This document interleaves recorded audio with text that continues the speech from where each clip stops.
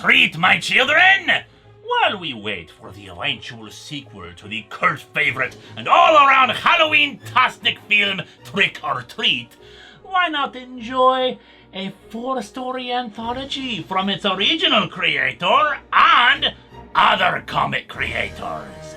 Unlike the original film, the stories do not weave in and out of each other, all taking place on a single night, but are instead 4 tales from across time, dealing with this most auspicious and glorious times of the year, as told to us by a grandfather carving a pumpkin while trying to encourage his granddaughter to enjoy Halloween and not be scared by it. The first story, Seed, brings us to Ireland in the 1640s, where Minister Thomas offers prayers for witches burnt at the stake. The soldiers responsible for the burnings are led by Commander Wulfric, who believes such people are undeserving of their prayers, that God requires soldiers to fight and kill on his behalf. And yet Thomas can find nothing but sympathy for these people being tortured and eventually slain for their supposed crimes. He questions one witch named Bridget privately, trying to understand their beliefs contrasted with his own. They believe in honoring spirits of those who have passed, offering crops as gifts and dress in disguise from the dark forces that prowl the night. Bridget wanted to go to the New World and plant a seed there so that their magic could survive, begging Thomas to do it for her, since it is clear that she will be dead soon. Eventually, he is moved by this woman to try to help her escape, but they are recaptured. Although not before the seed is planted and a pumpkin grows, the seeds of that pumpkin being taken to the New World. Magic has a way of working out in ways unexpectedly, but still to the benefit, and spirits will be appeased and rise anew with the harvest moon on Samhain. Jumping ahead to 1853, we have Corn Maiden. A group of settlers, including a girl named Sarah and her father, who is leading the expedition, are building a railroad that should hopefully ensure profits and a comfortable future for Sarah. At least until they come across a Native American settlement right in their path. Sarah's father tries to negotiate with them, while Sarah befriends a native girl, learning about the legend of the Corn Maiden from her, their guardian and protector who blesses the tribe with fertile lands. The girl even gives Sarah a doll representing a spirit who will protect her from evil.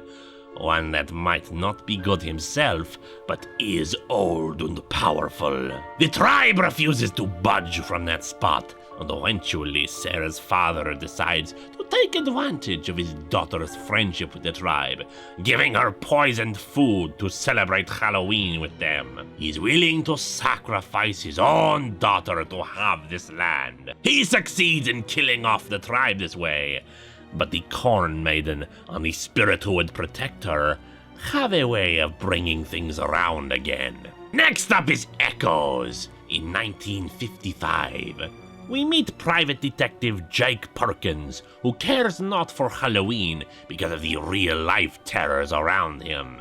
Like the mayor who constantly prattles on TV about witchcraft and devilry all around people and how they need to be afraid of it. A woman named Lily comes to Perkins for help, wanting to find her twin sister Beth, missing for over a week. His investigation brings him to Knickerbocker Studios, who are putting on a little cult play to honor their fallen sisters who have been killed by a local serial killer, including Beth. Using the magic of their old-time rituals, they reveal things about Perkins himself that allows him to track the serial killer back to his lair and defeats him in battle. Revealed to be the mayor himself, since people like him are always looking for a scapegoat for their own crimes. Funny story about Beth, though. She is an only child, no twin, and her full name was Elizabeth Lillian Kyle, and she has been dead for a week now. And finally we have Monster Mash. No specific date given for this one, but it preoccupies two boys, Rory and James, who want to have one last night of fun being kids together on Halloween. Rory's father, the local minister, however, does not approve of this holiday or the mischief they get up to, and expresses his distaste by slapping his son. The two are saved from any more punishment from this man, though, by the arrival of monsters surrounding them.